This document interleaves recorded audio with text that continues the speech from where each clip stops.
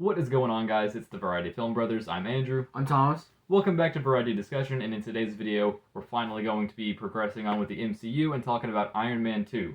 Now, this is a movie that I love a lot, but it's not good. Not good. And you have to tell yourself that with movies sometimes. Sometimes you have to be like, or I have to be like, Andrew, this movie sucks. Like, Yeah. you just gotta get it through your skull. This movie's not good. You can still like it. You can like whatever movie you want for whatever reason. But sometimes you just gotta be able to admit when something objectively sucks. That being said, I don't think Iron Man 2 is nearly the worst MCU movie. So that kind of just goes to show how many bad MCU movies there are at this point. Yeah. Welcome to 2023. Yep. I forgot what I had it ranked as. We just did our ranking video, and I forgot what I had it as. Oh, the paper's right over there. I think it's at 22. Yes, 22. Wow. All right. Look at that. But yeah, so if I had to, I guess we'll go on and give our scores for this movie. Trying to be as objective as possible, but I do love it at the same time. I got to give this one about a 72. I think a 72. What do you think? Okay. I give it about a 78. See, like, I think it's pretty good. There's some people that seriously hate this one. They're like, Iron Man 2, that's like a bottom 3 MCU movie. And I don't think it's really a bad movie. The problem is it's just super boring. Yeah. Like, there are so many scenes where there's just like next to nothing going on. And another really weird thing about this movie too is the dialogue is really bad. Like, sometimes it's bad in like a good way. Like, you can tell it was kind of supposed to be bad. Like, Justin Hammer, for example, is basically a great value Tony Stark. So some of the stuff that he says is just naturally going to be cringy. It's part of his character. But, like, there are so many lines that just aren't very good, especially between Tony and Pepper. I actually think this movie showcases their relationship the worst. Yeah. Like, this movie makes me look at their relationship and think, wow, that is unhealthy. And keep in mind, in Iron Man 3, Tony did not let Pepper out of the house right after threatening the Mandarin. And I would still say this movie does worse things for their relationship than that. So it's not great. So what do you have written down here? Because I didn't take any notes. I should have taken notes. Yeah, probably. I've written, how long does it take Ivan to actually make the first... Yeah, we'll start with the first scene, I suppose. So they give Ivan basically a like the same scene that Tony got in the first movie where he makes the arc reactor in the cave, except in this movie it is much less compelling, much less entertaining because, well, really the whole thing that made that part of the first movie so like emotionally investing is the fact that like he needed to make that or he was gonna die. You know what I mean? Like, he only had a week, like he had almost no resources, and he still did it, you know. Yeah. But in this, it's really unclear how long it took Ivan. It could have been a day, it could have been a year. I really don't know. I mean, maybe not that long. Yeah. But, like, you know, there's no sense of urgency. He's just like, I'm doing this because I'm real mad. And that's fine, but, like, it just doesn't make for nearly as good of a scene, and especially, like, it was definitely created in comparison, like, to parallel that scene. So it's kind of impossible not to compare the two. And Ivan, as a whole, while we're talking about him, is not really a great villain either. They really just don't give him a lot of very good scenes. He's really not mad about his dad's death until like for only like the first 15 minutes of the movie. And I mean, I guess that does fuel his actions later on. But Ivan and Justin are just a really weird pair of villains. Yeah. You're really not that scared of either one of them at really any point in the movie. Particularly Justin. I mean, it's kind of his whole thing, though. Sam Rockwell's performance of Justin Hammer is really good, though. I think it's funny that, you know, he was in line, or he was considered for the role of Tony Stark back when they were, you know, doing casting for that movie. And I think that's why they actually brought him back for the second one. I think he was like, hey, there's some similarities here, because, you know, Justin is basically, like I said, a great value Tony Stark. He's trying to be Tony Stark. Let's have someone that we actually consider to be Tony Stark can kind of give that same vibe, but at the same time, it's like totally different. Yeah.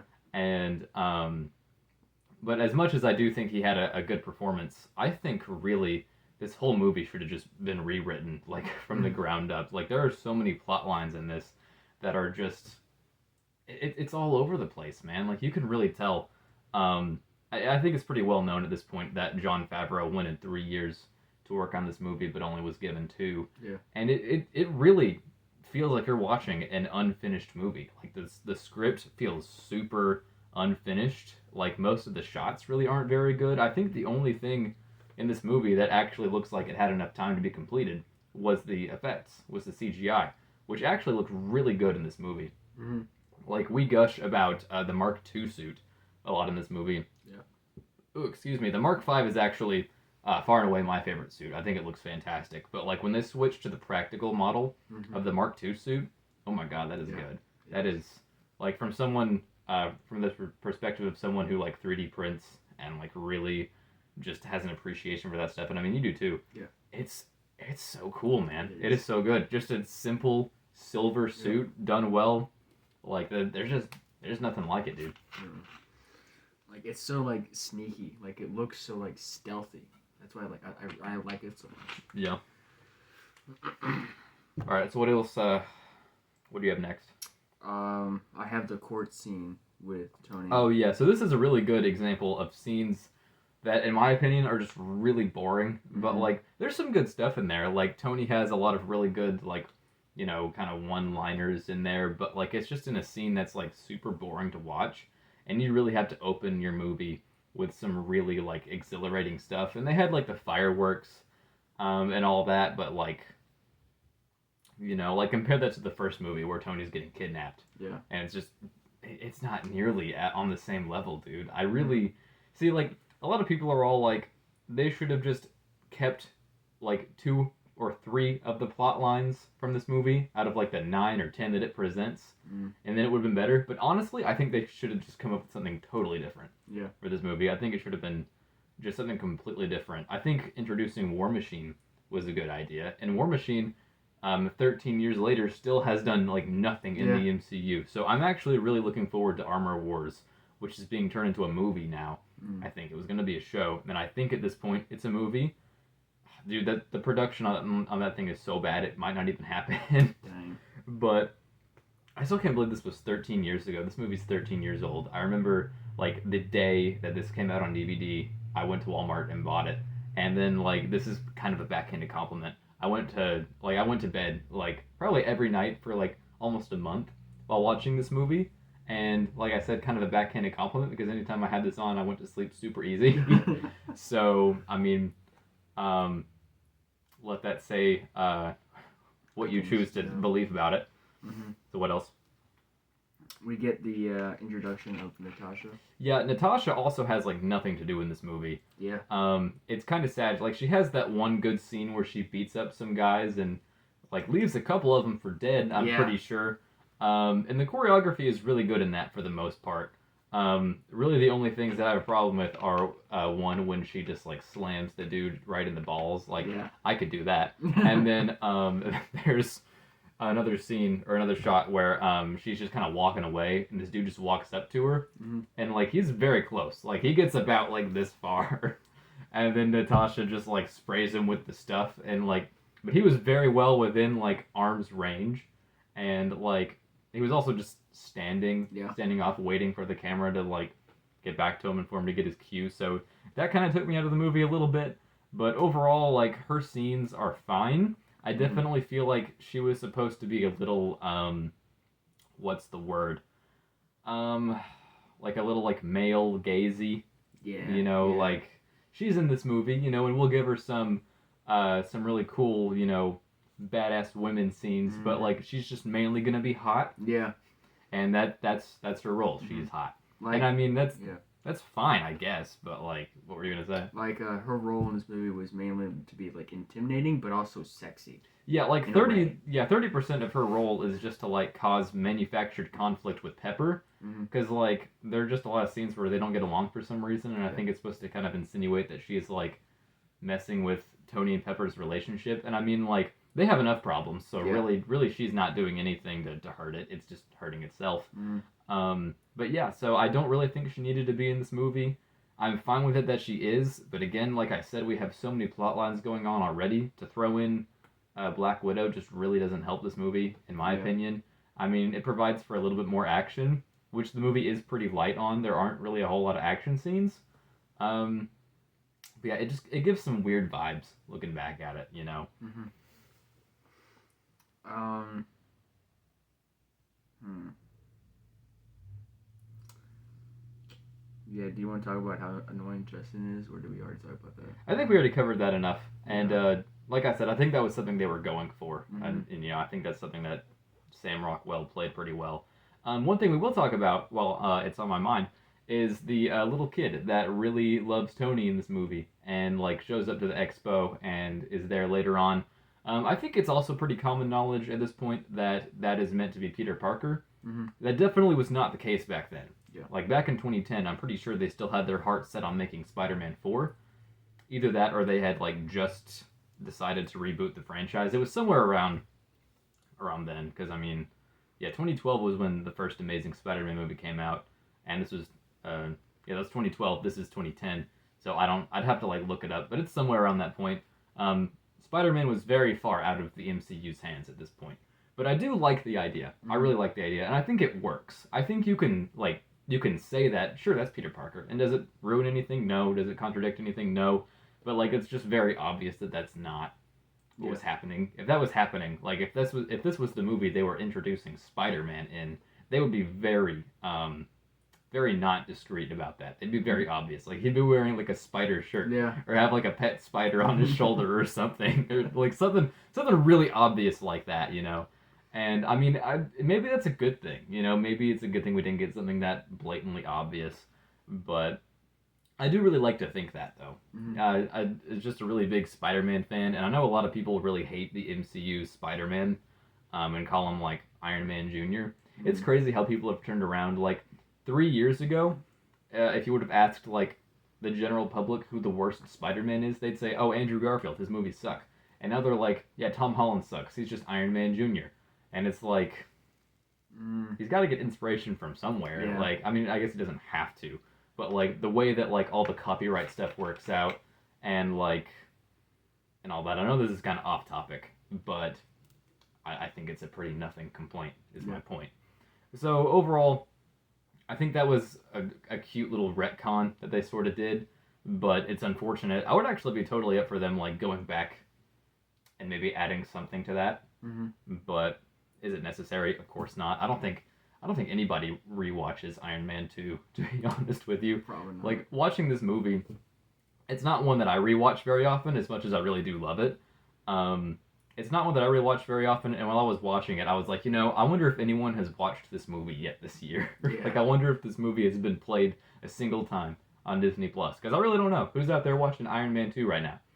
I mean, we did, but like it was for this, no, so I don't know. We're the only ones. I mean, seriously, that could very well be the case. How often do you rewatch Iron Man 2? Is it? Let us know in the comments. All right, what else we got? How Tony's dying and how he's trying all these crazy stuff. Yeah, see, one of my really big problems with this that goes back to Tony and Pepper's relationship is that like if he would have just told Pepper what was going on. I get it, that's not a super easy thing to do, is to like go up to your significant other and be like, hey, I'm dying. But like, in my opinion, they kind of have a right to know. And it would also have, not really excused, but also like given some explanation for Tony's crazy behavior in this movie, because Tony's an idiot. And that's another big problem I have with this movie, is that even though he does kind of have a good reason, or I mean, not a good reason, but like a reason, we'll just say it's a reason, to be reverting back into his like older ways, it still is going back on his character development. Like the last movie, one of the most compelling things about it was him getting his shit together and being like, hey, I'm going to fix my life and I'm going to fix my mistakes. And now he's back to like having crazy drunken parties and just like blowing stuff in his house up. And it's like, yeah, I get it. He has a reason for that, but it's still completely going back on his character arc. And it's like, even though we do have a reason, it's just very unsatisfying to see. Yeah. You know what I mean? So I don't know why they went with that. It's like all that growth just for nothing. Exactly. Like just to go all the way back on it, and then like it never really, like we never really see it go. I guess really in Civil War is when he kind of starts to turn back around and like be responsible again, because in Age of Ultron he's still doing crazy stuff like making Ultron. Yeah. God, I hate that movie. All right. Um. Uh. Okay, so it's where like there's like shots in the movie to where like it cuts to like a certain like thing. So like there's like one scene where I think Ivan slams the whip into like a car, and it shows that, and then it shows some reactions, and then it shows how like when the car flips, like it doesn't show like after that. Like, Oh, just like weird editing choices. yeah, like it's, but like I do like it though. Like it doesn't like ruin it.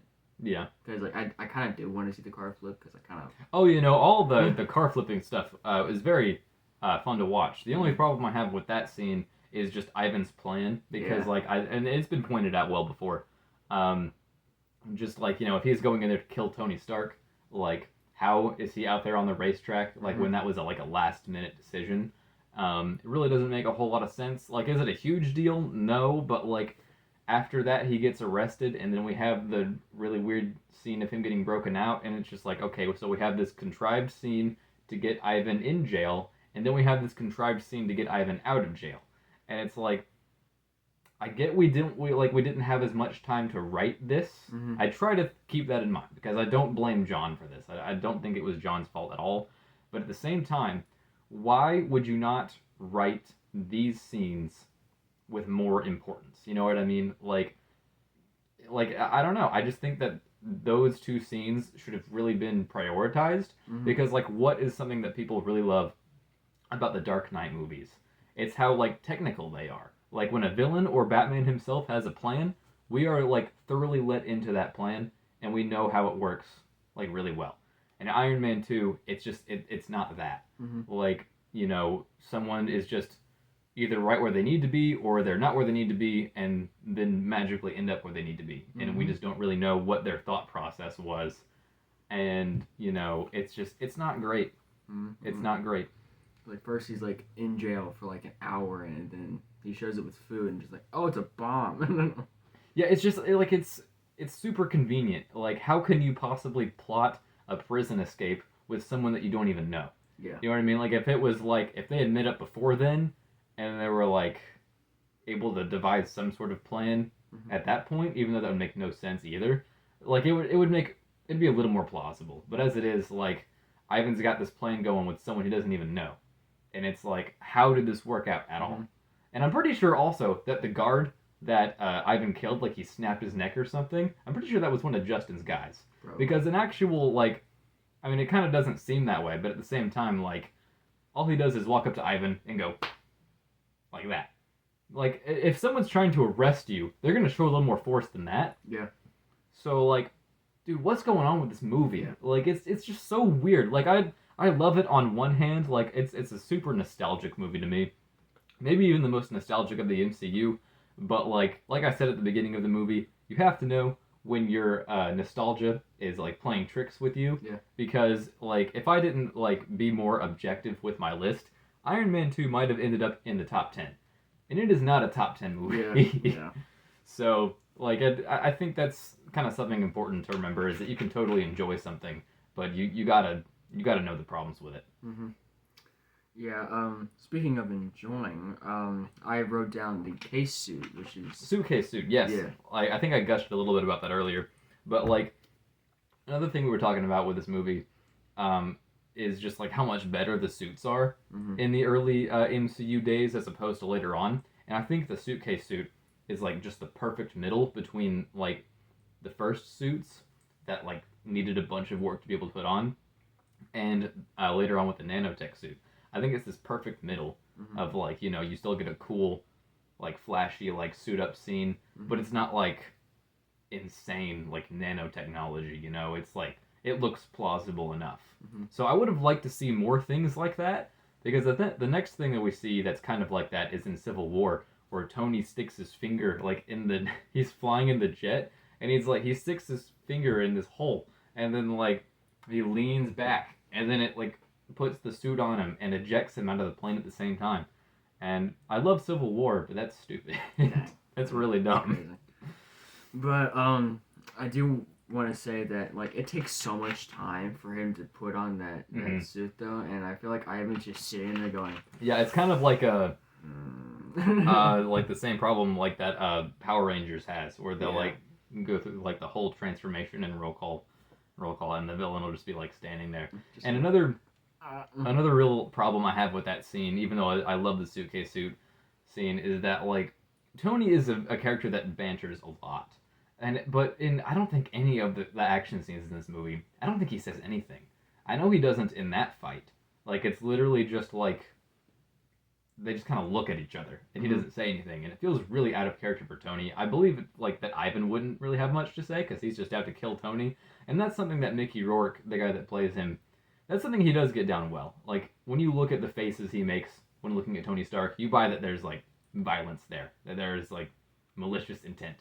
And so that's good, but like a lot of the action just isn't very great in my opinion, and it's a real shame because like even the scenes that look good aren't very well choreographed, I don't think. And a lot of it, even when it's good, it's really forgettable. Like I think a lot of people probably saw this movie back in 2010 and was like, yeah, that was really great. But like what stands out when you really think about it? Ooh, excuse me, like almost nothing. You know what stands out? The face to face, like one hit punch. Oh yeah, for 10 seconds. back to the terrible choreography. The Iron Man versus I guess technically Iron Man, the Tony and Rhodey fight at the party. Yeah, the choreography is terrible, and like you said, it's literally just 10 seconds of back and forth, like right hooks, and it's like, dude, somebody do something. Like you know, Rhodey has like years of military experience. You think the best moves that he can come up with are, you know, just that over and over again? Like, no. Like, like he did like this stance. Right. And then right before that he goes, yeah, and it's like, what, is Rhodey a boxer or something? Like, I believe that Tony obviously would know how to use the suit better.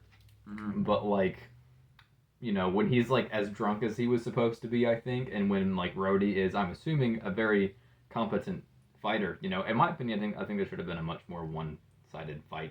Yeah. But I think the reason it wasn't was because they had to set up the like beam thing at the end of that fight, which is totally stupid. Yeah. Like you would need like so much math done, so much work done to get two, like, because it's the closest thing that's been done in real life is like getting two guns to shoot bullets directly at each other, and still that is a very dangerous, very hard thing to do. And so the fact that they pull it off in this movie twice with zero effort, it's silly. I know these movies, like, you have to suspend your disbelief, like, a lot, but still. Yeah. I mean, like, the first time I can kind of see it because they're just standing still and just, like... I mean, yeah, that would make it a little more plausible. The second time, they're, like, being strapped around this, like, vine that's just electrocuting them, so they're just doing this. Yeah. And it's just like, okay, how is it, like, in a straight line? That's just my question. It's a lot to, like, kind of make yourself, like, not think about. But I do like the scene, or at least I like the shot, where Tony is in the big donut. There's just something stupid about that I just like. You know, like, that shot was in the trailers, for sure, I remember that. And it might have just been trailer fuel. It might have just been like, hey, Iron Man 2 is going to be a fun movie, even though the first one was, like, super dark. Yeah. And I think it would have been better to just keep that tone through these movies, honestly. But I gotta admit, I want to go to Randy's Donuts now. It looks pretty good.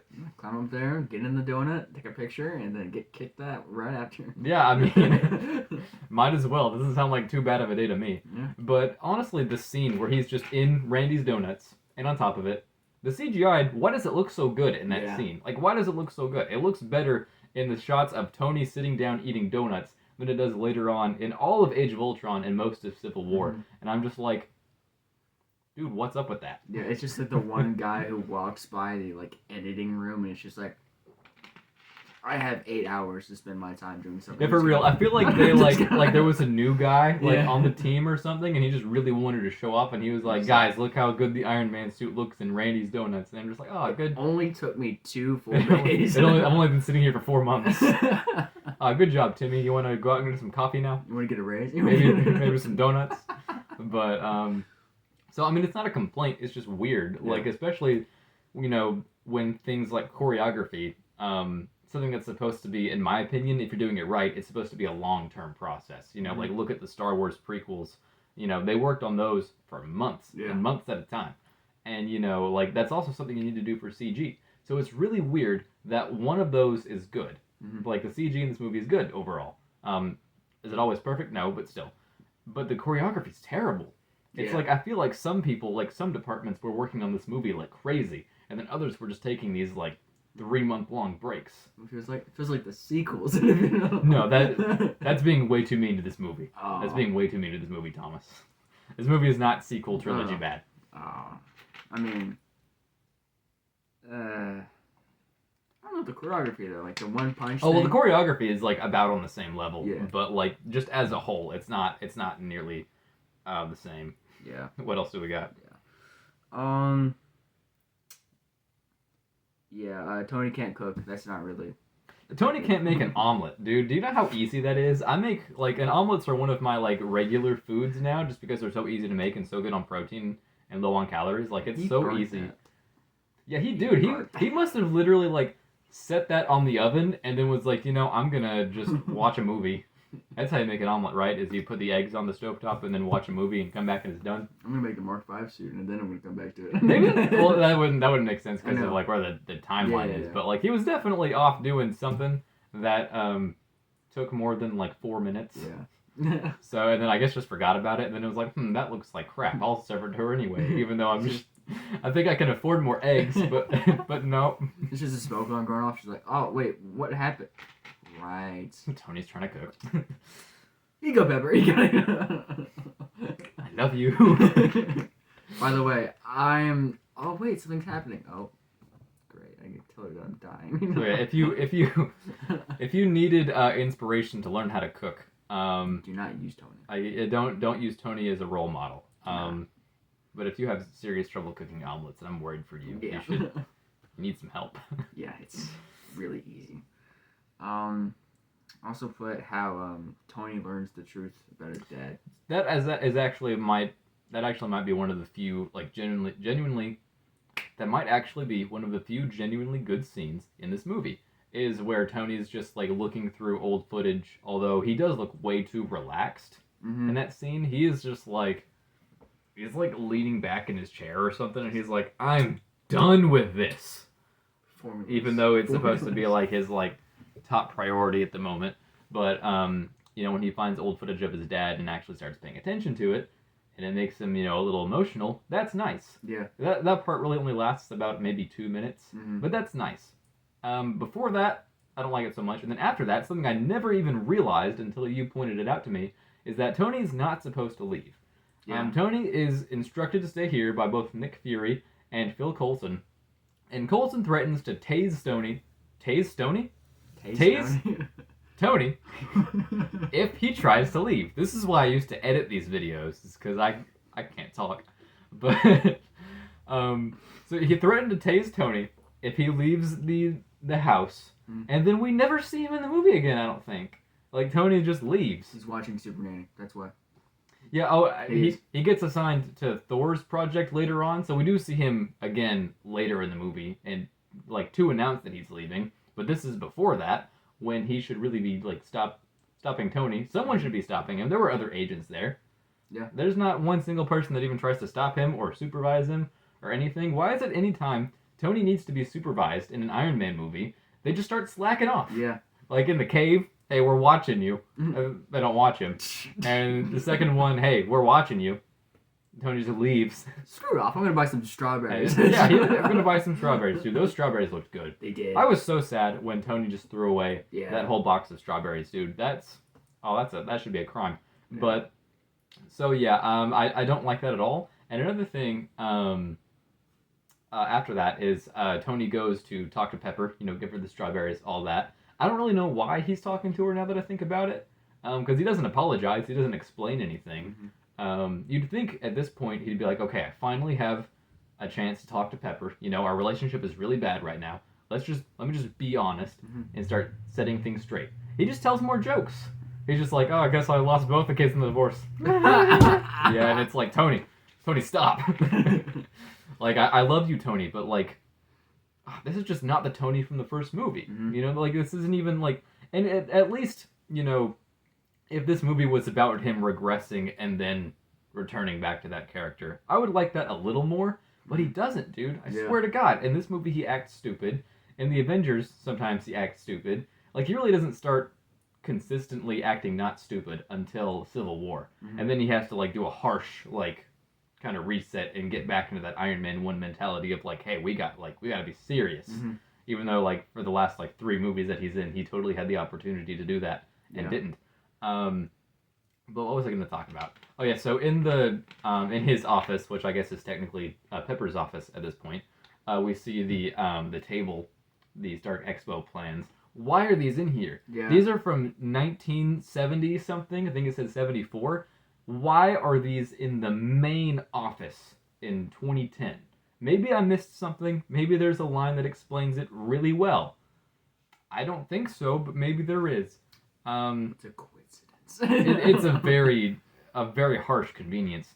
And then something else that I realized when he has the boards in the car, that's illegal. Yeah. Like I actually think that the boards that were in the car we were talking about it might actually be CGI, which is a really weird shot to like think that they'd use CGI for that. But at the same time, it makes total sense because like there's so much of the boards sticking out of the car. Yeah. Like how they are staying in the car at all, I don't know.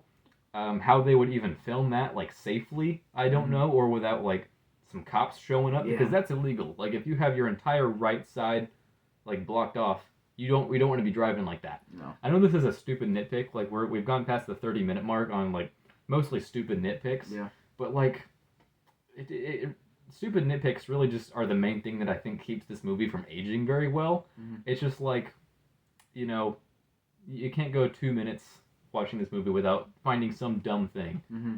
And I don't know, it sucks. I'm glad that younger me couldn't see it because younger me like really loved this movie, and if younger me watched this video, he would cry. Yeah. But also, like, this movie did have some funny scenes in it. Like, whenever Howard was giving the presentation and Tony was looking at it, there was a line that was like, let me introduce you to my ass. Oh yeah, that was really funny. Seeing drunk Howard Stark was definitely funny, and something that actually makes this movie age a little bit better is like how much Howard is in the later movies, because we get him a little bit in Civil War and we get him in Endgame as well. And those scenes are a lot better than these scenes, but it still helps to like connect it a little bit more. And obviously, he's in Ant-Man. I forgot about that. He's in the first Ant-Man movie for about 4 seconds. And yeah, Wow. So just nice to see that character more. He doesn't really contribute all that much to the MCU, but it's kind of just good to see him. It's a nice relationship whenever Tony sees his father again. It's just like, it's nice. Yeah, like Endgame, it's funny. Like it's both of their last movies, and it actually does the most for their relationship. Mm-hmm. His relationship with Pepper as well, I think, is made a lot better with Endgame, because like really like in all the movies that they're both in, I think the first Iron Man movie and Endgame are the only ones that make their relationship look good. Yeah. Any other time we see Tony and Pepper, like their relationship sucks. Just arguing, just a bunch. They're arguing a bunch, and I mean a little bit is normal.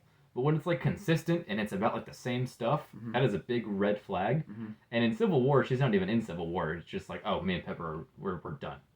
Yeah, we're like broken up. And then in Homecoming, Tony's like, I think I'm gonna marry this woman. I think I love her. And it's like, why aren't we seeing that, Tony? Yeah. But I don't know. But I will talk about this though. The Iron Man game, freaking love it, man. It's awesome. The Iron Man 2 game for the Xbox 360 and the Wii, we've already gone, like, we're at the 35-minute mark. We can just talk about whatever now. Yeah. Doesn't matter at all anymore. Nope. That is one of the most nostalgic, fun games, like, just ever. I mean, I haven't played it in, like, 10 years. I want to play it so bad. I mean, we're going to hunt that game down, and will. we're going to spend an unhealthy amount of time on that game. Yeah. Very fun, super memorable, and that's actually kind of relevant. Now that we brought it up, there was a lot of marketing for Iron Man 2. Now that I think back at it, like it kind of had a Phantom Menace syndrome. If you get what I mean by that at all, basically like a movie is like remembered by most of the annoying advertisements that it had. Like back when Phantom Menace came out, there were just products for everything, like to advertise the movie. And Iron Man 2, I think, kind of had that as well. Not to that degree, not to that extent, but so I guess the game is one of the few good things to come out of it. Yeah. Because the game is better than the movie. Like, I actually think if they had made the movie more like the game, it would have been better. Because the game utilized a lot of elements from the comics, like AIM and the Crimson Dynamo, which is a much cooler suit than Ivan's really crappy suit at the end of this movie. I don't know if you actually remember the Crimson Dynamo suit at all. No. It's a lot like the Hulkbuster suit, but it's like dark red, and it's really cool, and it's got like light blue lights, like arc reactor and eyes and stuff. It's really cool. And this suit at the end of this movie that Ivan uses, oh, I hate it. I hate it, dude. Like, Yeah. It's one of the few things about this movie I actually, like, I've completely turned around on as I've gotten older. Like, it's just a rip-off Ironmonger suit. That's all it is, but it's so much less intimidating. It doesn't look good. And I think the reason for that is there were a lot of reshoots for this movie. Like, they completely changed the ending. Like, I think it was originally going to be, like, Ivan, like, kidnapped Pepper. And really, what's funny is that's not even that much better. Like, it's really generic. Yeah. And that's why I think, really, they should have just rewrote this movie from the ground up, because I just don't think there were any great ideas in this movie, to be honest with you. But yeah, that Whiplash suit looks terrible.